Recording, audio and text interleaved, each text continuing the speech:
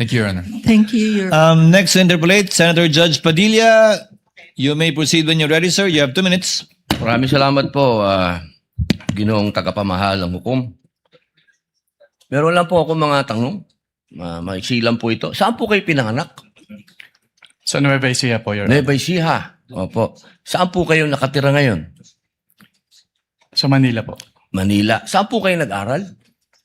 Central Luzon State University po, ng accountancy, and then Saan Arellano po, University ng Juris Doctor po.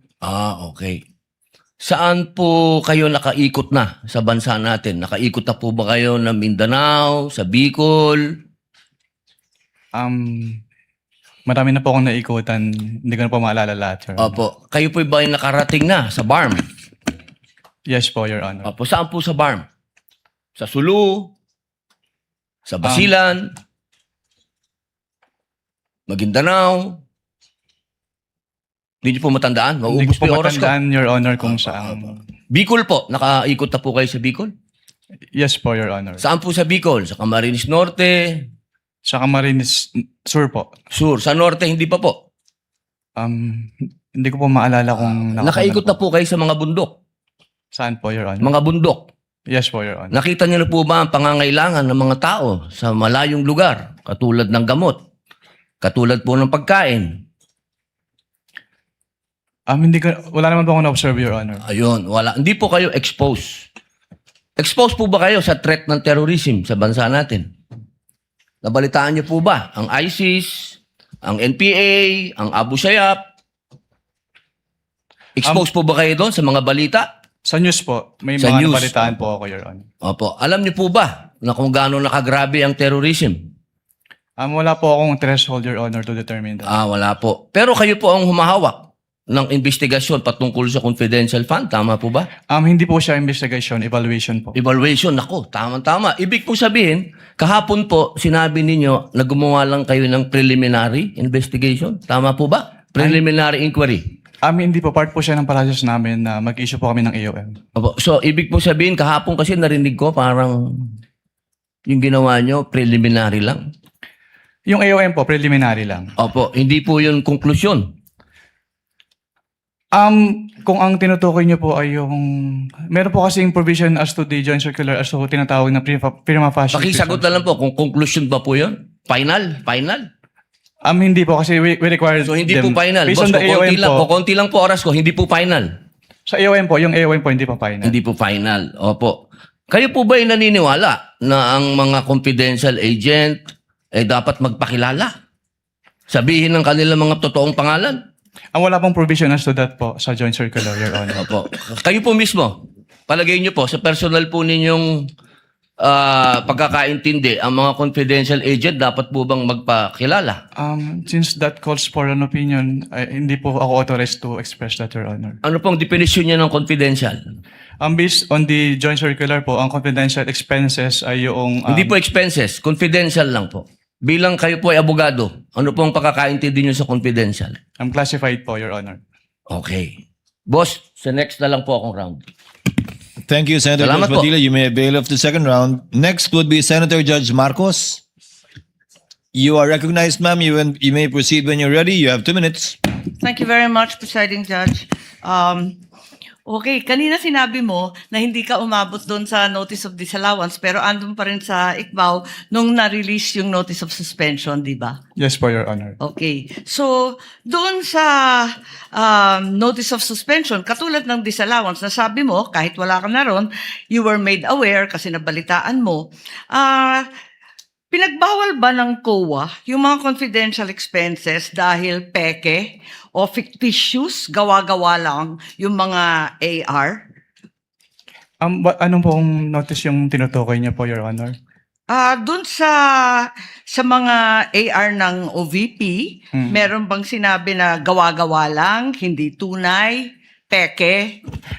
Dahil hindi po yan yung focus ng audit namin, wala po may basis para magkaroon ng findings po doon sa mga sinasabi niyo. So ang sagot, no. Walang sinasabi na fictitious yung AR.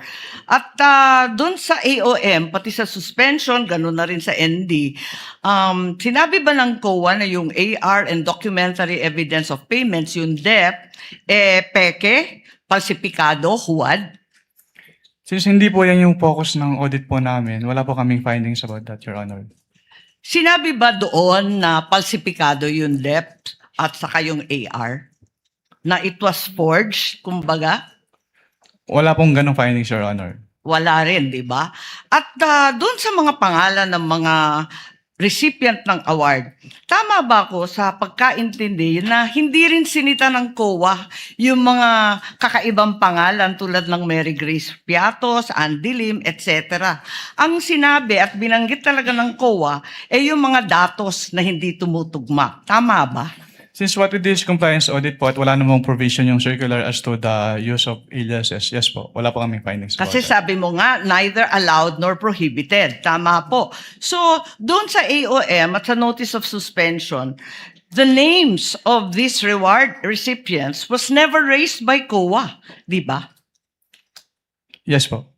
Tama. Dahil nangyayari talaga na kakaibang pangalan ang binibigay kapag confidential or intelligence fund. Kaya isa pang tanong ko, dun sa notice of suspension, pati na rin sa ND, ang pagkaintindi natin, final ba ito o hindi? Kapag sinabi po kasing notice of disallowance under the joint circular, meron na pong obligation to restitute agad.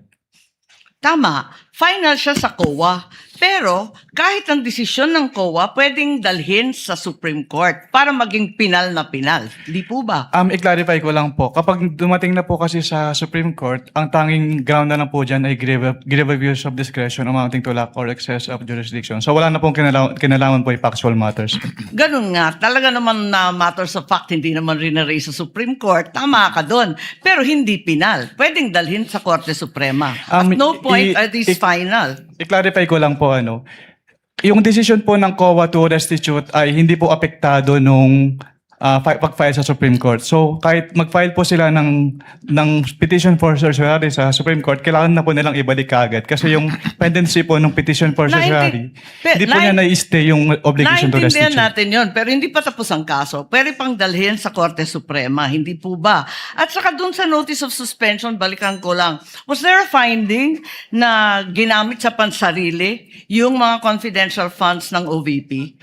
That is a presumption po under joint circular. Misappropriated ba yun? Kindly wrap up. That is a presumption Judge po. Marcos. Hindi po kailangan directly sabihin kasi nagkaroon po ng presumption. Pero hindi sinabi. Sa madaling sabi, Pero dahil wala presumption talagang po siya, hindi po siya kailangan sabihin, Your Honor. Naintindihan ko, pero wala doon. Is there a COA finding na ninakaw ang confidential funds doon sa various AOMs and notice? Meron bang sinasabi doon na ninakaw? It was stolen? There is a prima facie evidence na nagamit po siya for personal use or benefit under the joint circular. Kaya nga. Kindly wrap up, Senator Judge Marcos. Yes, You're gonna bail us I round am two. done, but I have questions kung may second round. There will be a round two, and I will register you, Senator Judge Marcos. Thank you. Senator Judge Ejercito is recognized. You may proceed, sir, and